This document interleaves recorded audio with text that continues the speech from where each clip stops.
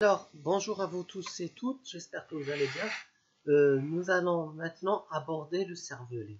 Le cervelet, qui est un organe de l'encéphale, d'accord, du système nerveux central, situé dans la fosse postérieure de la boîte crânienne, et il a comme rôle d'assurer la coordination de l'activité musculaire et le maintien de la posture et de l'équilibre. Il comprend une substance blanche qui est centrale et une substance grise qui est périphérique, d'accord, comme le cerveau, et aussi une substance grise centrale sous forme de noyaux. On va avoir 4 paires de noyaux cérébelleux. Aussi, le cervelet comprend des fibres afférentes et des fibres efférentes qui vont aller vers le tronc cérébral en utilisant les pédoncules cérébelleux supérieurs, moyens et inférieurs. Donc,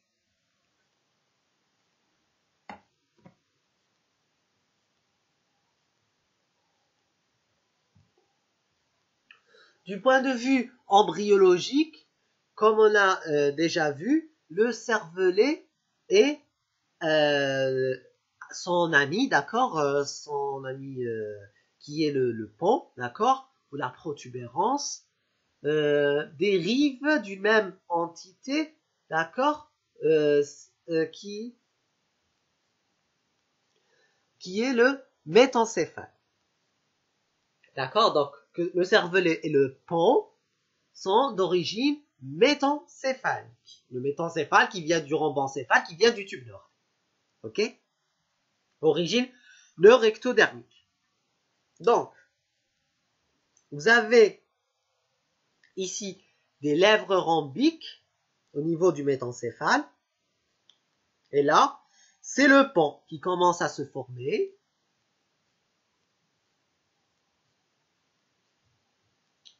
Et ces lèvres rhombiques vont finir par donner les deux hémisphères cérébelleux.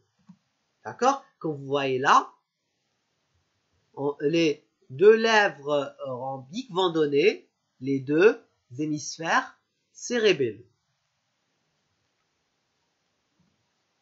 Alors, ah oui, bien entendu, vous voyez la formation du cervelet avec les deux hémisphères cérébelleux, le vermis et le lobe floculo-nodulaire. C'est une image qui montre bien les éléments du cerveau. Bien entendu, tout au long du développement embryonnaire, vous allez avoir la formation des trois couches caractéristiques du cortex cérébelleux qu'on va voir plus tard, d'accord?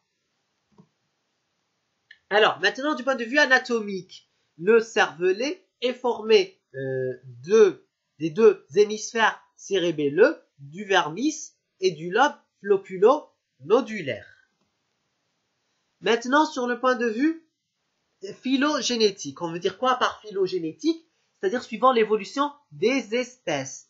C'est-à-dire qu'au début de l'histoire naturelle, d'accord, de la Terre, l'apparition des différentes espèces dans notre planète, il y avait des espèces qui sont archaïques au tout début de l'histoire, qui sont plus ou moins développées par rapport aux espèces actuellement présentes, d'accord? Et l'homme est l'espèce la plus développée du niveau phylogénétique, d'accord? C'est-à-dire qu'on présente les organes les plus sophistiqués et on peut assurer des fonctions que les espèces qui existaient bien avant nous n'avaient pas.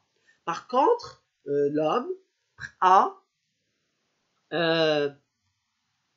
des éléments dans son organisme qui existaient auparavant, qui qu'avaient les espèces des temps très anciens et plus récents, d'accord? Et le cervelet est un très bon exemple pour expliquer ça. Donc, le cervelet est formé par sa partie la plus ancienne du point de vue phylogénétique, c'est l'archéocervelet ou bien l'archicérébellum. L'archéocervelet qui correspond voilà, au lobe floculo-nodulaire. D'accord? Et la partie qui vient après l'archéocervelet, qui est apparue après, et que l'homme a, c'est le paléocervelet. D'accord? Le paléocervelet qui consiste en le vermis. Et aussi, la partie la plus récente, la plus sophistiquée, qui va permettre d'assurer des fonctions de l'homme, d'accord, des fonctions plus développées, plus affinées de la coordination, et c'est le néocervelet qui correspond aux deux hémisphères cérébelleux. Alors, maintenant, vous avez une image macroscopique du cervelet, d'accord, qui présente les éléments cérébelleux. On va avoir de dehors en dedans une substance grise périphérique, d'accord, qui en fait constitue le cortex cérébelleux.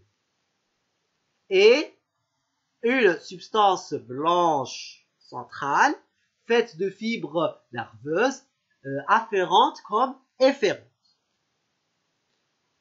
Aussi, vous allez trouver au cœur de cette substance blanche de la substance grise constituée par des 4 paires de noyaux cérébelleux. D'accord? Donc vous allez avoir le noyau dentelé, le noyau emboliforme, le noyau globuleux et le noyau fastigial. Maintenant, passons à l'étude histologique du cervelet.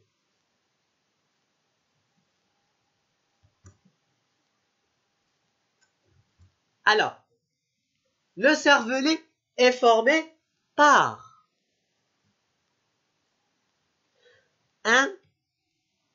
une surface qui est plissée. D'accord? Les fines et plissées. Pourquoi est-ce qu'elle est plissée à votre avis? C'est pour augmenter la surface du cortex cérébelleux, contenir le maximum de neurones. D'accord? Tous ces plis-là, pour le système nerveux central, d'accord? Pour l'encéphale, c'est pour permettre d'avoir un maximum de neurones dans un si petit volume qui est la boîte crânienne. Et donc, tous ces plis-là au niveau du cortex cérébelleux vont donner des formations qui sont des feuillets cérébelleux. D'accord? Et donc, vous avez ici là des feuillets cérébelleux. Ces feuillets-là sont formés par un axe de substance blanche, d'accord, et un revêtement de substance grise. Maintenant, si on va zoomer une unité, d'accord, comme vous voyez là, je prends cette partie-là et je lui fais un zoom pour voir ses constituants. On va voir, bon, on a toujours ici là un axe de substance blanche, d'accord, et la substance grise, elle est faite par 2 parties, d'accord. Vous avez une partie là qui comprend moins de neurones et un peu plus de fibres nerveuses, d'accord, mais on est encore dans la substance grise. Et une partie là qui comporte beaucoup plus de neurones. D'accord? Alors, cette couche la plus externe qui compte très peu de neurones et beaucoup de fibres nerveuses est appelée la couche moléculaire. Et cette couche-là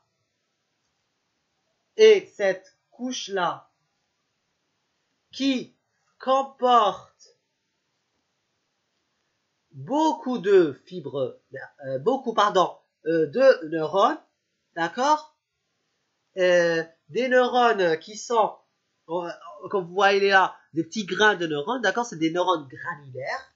Elle est appelée la couche granulaire. Donc vous avez là la couche moléculaire et là la couche granulaire, et les deux couches sont séparées par une couche faite d'une strate de neurones, d'accord, ou bien de cellules.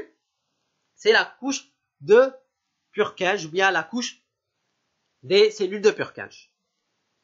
Si on veut mieux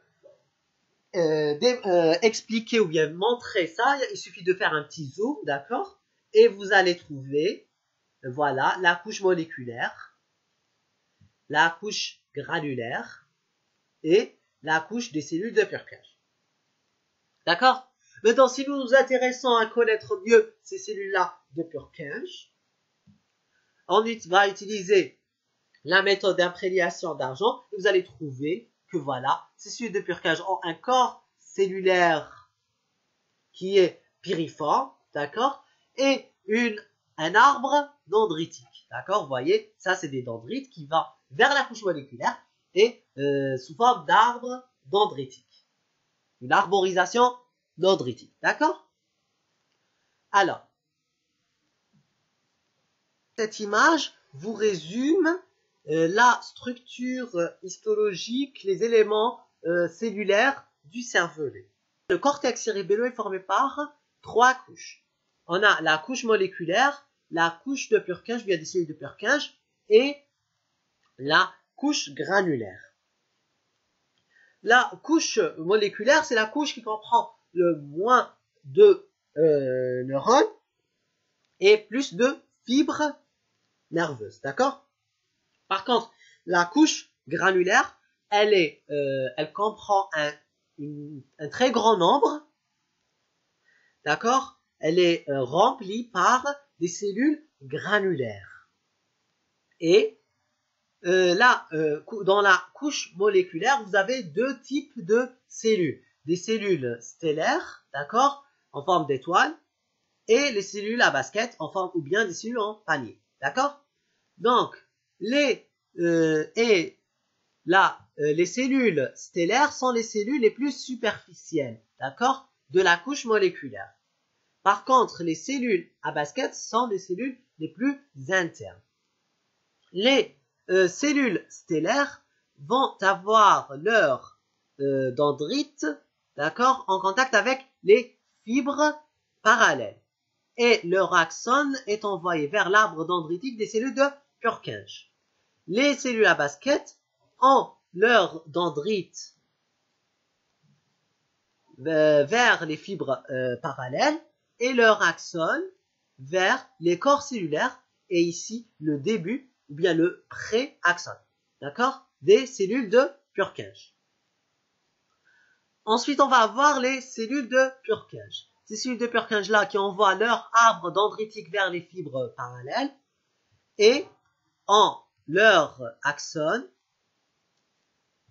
qui va aller vers les noyaux de la base du cervelet, d'accord, et ces axones-là constituent les seules efférences du cervelet. Ensuite, vous allez avoir la couche granulaire. Donc, cette couche granulaire-là, elle comprend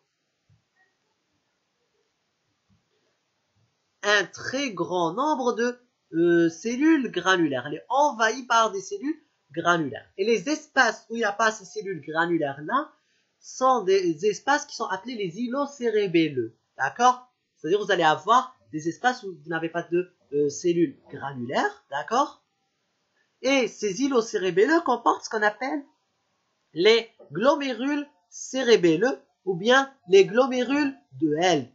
D'accord? Et aussi, vous allez avoir les cellules de Golgi. Donc, les cellules granulaires ont un corps cellulaire de forme granulaire, des formes de petits grains, d'accord? Un des dendrites qui se dirige vers le glomérule cérébelleux, d'accord? et des axones, un axone qui se bifurque pour donner les fibres parallèles dans la couche moléculaire. D'accord? Les cellules de Golgi, ce sont des cellules qui ont un corps cellulaire en forme d'étoile. D'accord? Bon, je dirais pas un arbre dendritique, mais des dendrites qui se dirigent vers les fibres parallèles et des axones qui vont vers le glomérule cérébelleux. D'accord? Ensuite, on va avoir les différentes fibres afférentes qui vont aller vers le cervelet, qui sont de deux types. Donc, on va avoir les fibres moussues, d'accord? Vous avez ici les fibres moussues.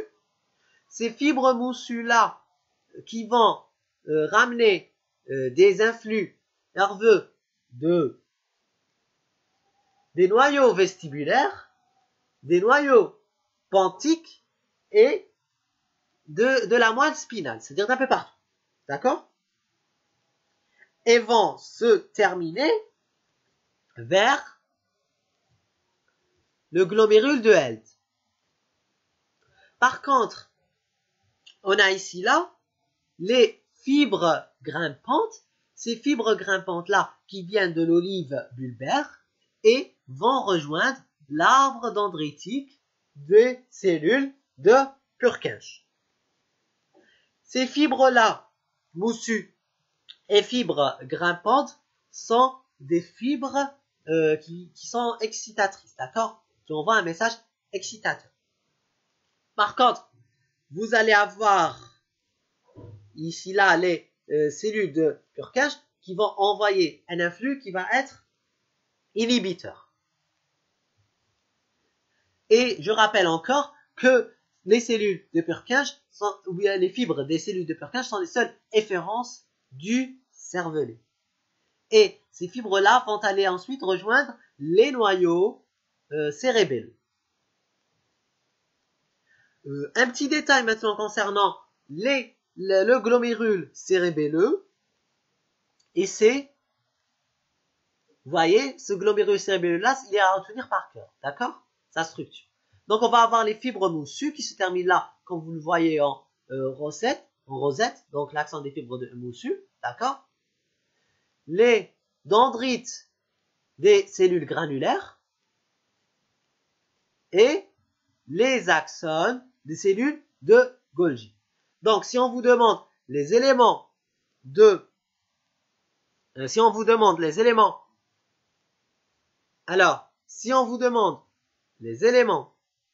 du glomérule cérébelleux de Held, nous avons les axones des cellules de Golgi, d'accord, les fibres moussues et les dendrites des cellules granulaires.